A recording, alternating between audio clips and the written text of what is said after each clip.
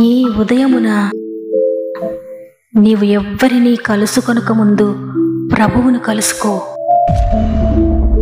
నీవు ఎవ్వరినీ చూడకముందు ప్రభువును చూడు. నీవు ఎవ్వరితో మాట్లాడకముందు ప్రభువుతో మాట్లాడు. నీవు దేనిని వెదకకముందు ఆయన రాజ్యమును నీతిని వెదకు.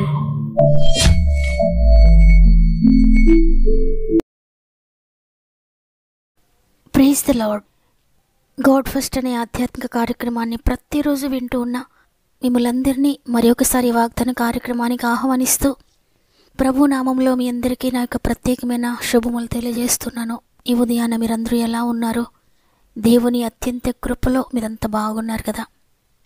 ఏ కలతతో మీరు రాత్రి పండుకున్నారో, ఏ బాధతో, ఈ కలవరంతో, ఈ టెన్షన్తో మీరు ఈ ఉదయాన్న నిద్ర లేచారో, అది ఏ పరిస్థితి అయినా కూడా భయపడకండి.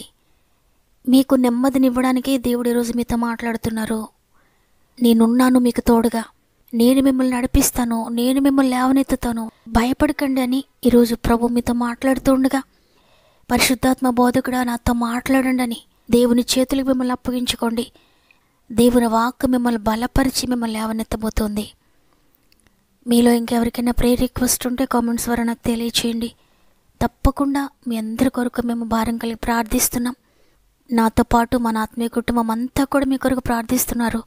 కాబట్టి అధైర్యపడొద్దు, నిరుత్సాహపడొద్దు, నిర్జీవంతో ఉండొద్దు. బ్రతికి ఉన్న దేవుని నేను కలిగి ఉన్నాను అని దేవుని బట్టి లేచి నిలబడు. ఆయన చేయి పట్టుకొని ముందుకున్నాడు, తప్పక నేను నడిపిస్తాడు.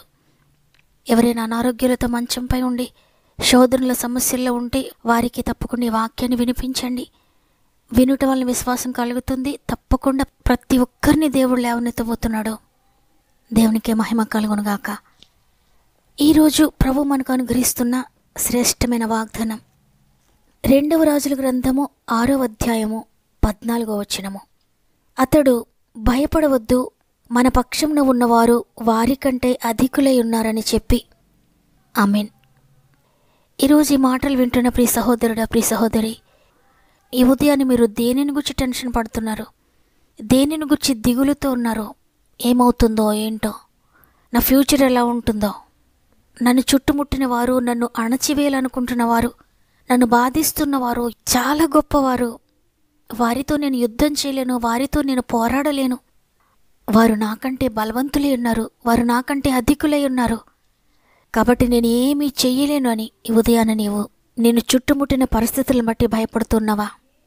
నిన్ను భయపెడుతున్న పరిస్థితులను బట్టి కలవరపడుతున్నావా? ఈరోజు ప్రభువు నీతోనే మాట్లాడుతున్నారు. భయపడవద్దు. నిన్ను భయపెడుతున్న, నిన్ను కలవరపెడుతున్న పరిస్థితులను బట్టి నువ్వు భయపడొద్దు. నీతో పోరాడుతున్న వారు అధికులై ఉండొచ్చు, కానీ వారిని చూచి భయపడొద్దు. మన పక్షంలో ఉన్నవారు వారికంటే అధికులై ఉన్నారు. అవును, ఈ లోకంలో మనుషులు ఒకవేళ నీకంటే అధికులై ఉండొచ్చు, కానీ నీవు నమ్మిన ప్రభు నీలో ఉన్నవాడు ఈ లోకంలో ఉన్నవారి కంటే గొప్పవాడు. ఈ లోకంలో ఉన్నవారు అన్ని విషయాల్లో గొప్పవారే ఉండొచ్చు, కానీ నీలో ఉన్నవారు వాటన్నిటికంటే, వారందరికంటే గొప్పవాడు. ఆయనకు అసాధ్యమైనది ఏదీ లేదు. నాకు అసాధ్యమైనది ఏదైనా కలదా అని సెలవిచ్చారు.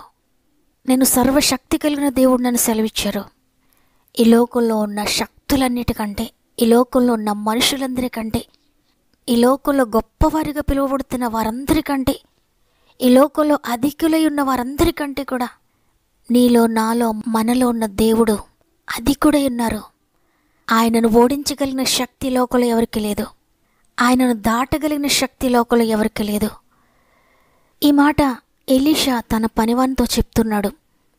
సిరియా రాజు ఎలీషాను తుదముట్టించాలని ఎలీషా ప్రవక్తను చుట్టుముట్టినప్పుడు, ఎలీషా యొక్క పనివాడు గుర్రములు, రథములు కలిగిన సైన్యము ఆ పట్టణం అంతటినీ చుట్టుముట్టి ఉన్నప్పుడు ఆ పనివాడు భయపడి దైవజనం దగ్గరికి వచ్చి చెప్తున్నాడు, అయ్యా, మనమేమి చేస్తాం ఇప్పుడు?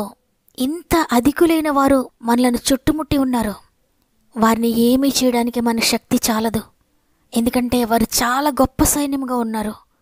రథములతో, గుర్రములతో వారు మనతో యుద్ధం చేయడానికి వచ్చారు అని కలవరంతో చెప్పినప్పుడు ఎలీషా అంటున్నాడు, వారిని చూచి భయపడొద్దు, మన పక్షంలో ఉన్నవారు వారికంటే అధికులై ఉన్నారు అని. నిజమే, నీకు తోడు ఎవరు లేకపోవచ్చు, నీ పక్షంగా ఎవరు లేకపోవచ్చు, నీకు గొప్ప సైన్యము లేకపోవచ్చు, ఈ లోకమంతా వారి పక్షంగానే ఉండి ఉండొచ్చు.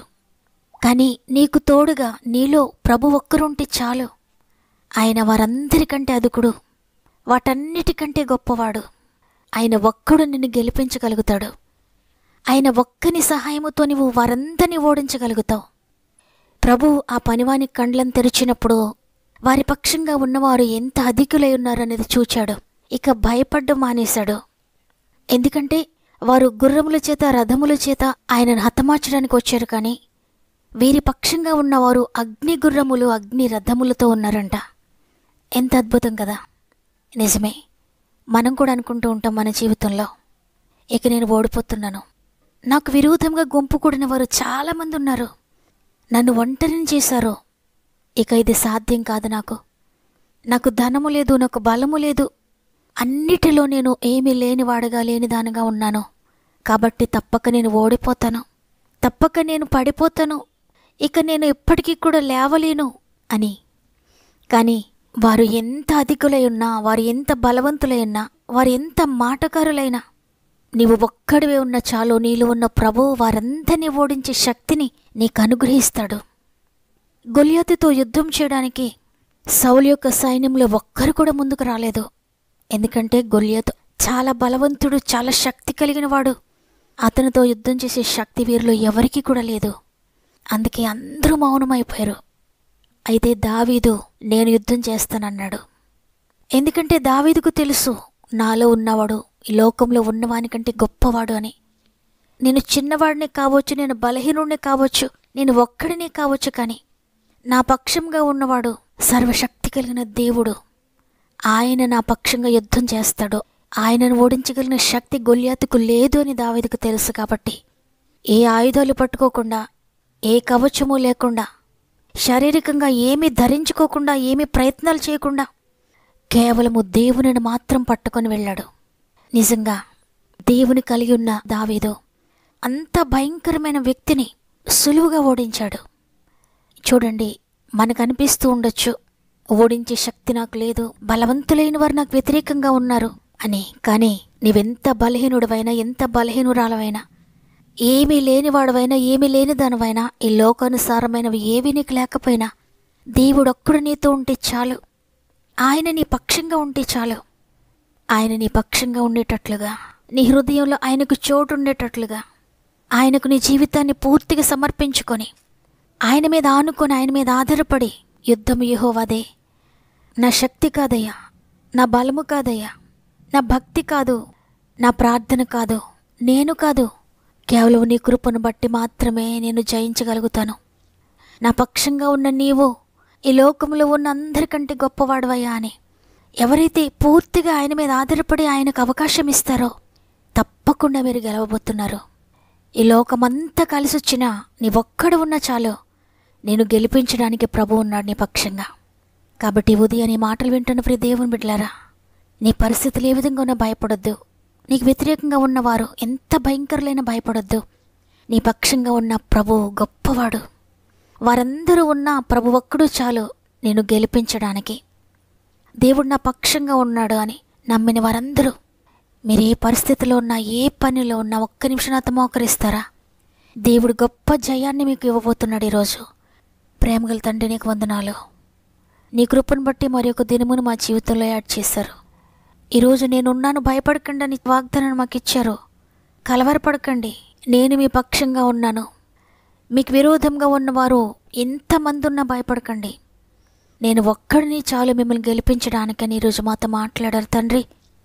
మా ఆత్మీయ కుటుంబంలో ప్రతి ఒక్కరి ఆత్మీయ నేత్రాలు తెరవండి. ఈ లోకాన్ని మాత్రమే చూడకుండా నిన్ను చూడడానికి, నీ శక్తిని చూడడానికి, నీపై ఆధారపడడానికి ప్రతి ఒక్కరికి సహాయం దయచేయండి. వారు ఏ యుద్ధ భూమిలో ఉన్నా వారి పక్షంగా మీరు కార్యం చేయబోతున్నందుకు వందనాలు తండ్రి. ప్రత్యేకంగా నీ ప్రియమైన బిడ్డలు అనేక మంది వారి ప్రార్థన అవసరతలు మాకు తెలియజేస్తున్నారు తండ్రి. అందరినీ కూడా నీ చేతులకు అప్పగిస్తున్నాను. ఎందుకంటే నేను వారిని బాగు చేయలేను, వారి జీవితంలో నేను ఏ కార్యము చేయలేను. మనిషి మాత్రాలను తండ్రి చేయగలిగిన వాడవు, సర్వశక్తి కలిగిన దేవుడవు. అందువల్ల నీ చేతులకు అప్పగిస్తున్నాను తండ్రి. మీరు నూతన సృష్టి చేయండి, మీరు నూతన కార్యములు జరిగించండి, మీరు అద్భుతాలు చేయండి తండ్రి. ప్రతి కామెంట్ మీద యేసు రక్తం ప్రోక్షిస్తున్నాను.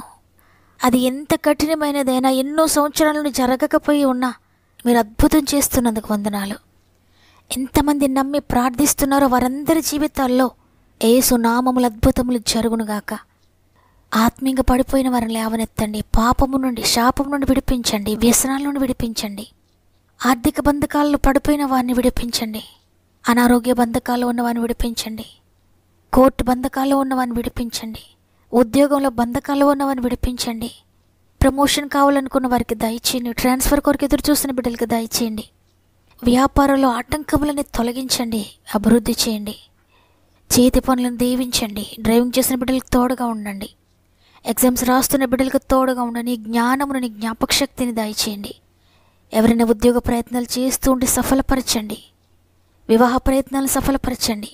గర్భఫలం కొరకు ఎదురు చూసిన బిడ్డలందరికీ గర్భమును తెరవండి అయ్యా.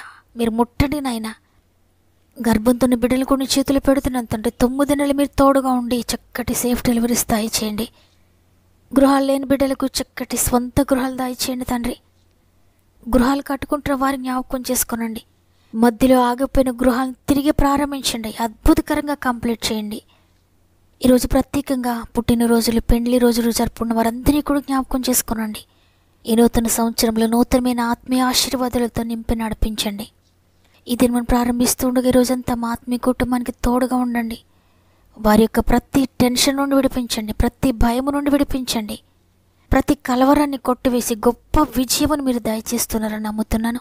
వారు చేస్తున్న ప్రతి ప్రయత్నంలో కూడా మీరు తోడుగా ఉండి జయము దయచేస్తున్నారని నమ్ముతూ యేసయ్య పరిశుద్ధమైన నామములు అడిగి వేడుకొంచున్నాను తండ్రి. ఆమేన్. నేను ఓడిపోతున్నాను అని అనుకోకండి. దేవుడు మిమ్మల్ని గెలిపించబోతున్నాడు. ఎందుకంటే మీలో ఉన్నవాడు లోకంలో ఉన్న వారందరికంటే గొప్పవాడు. ఆయన ఒక్కడు చాలు మిమ్మల్ని లేవనెత్తడానికి. వాగ్దానాన్ని విశ్వసించండి. నమ్మిన వారందరూ ఆమెనని చెప్పండి. లైక్ చేయడం, షేర్ చేయడం మర్చిపోకండి.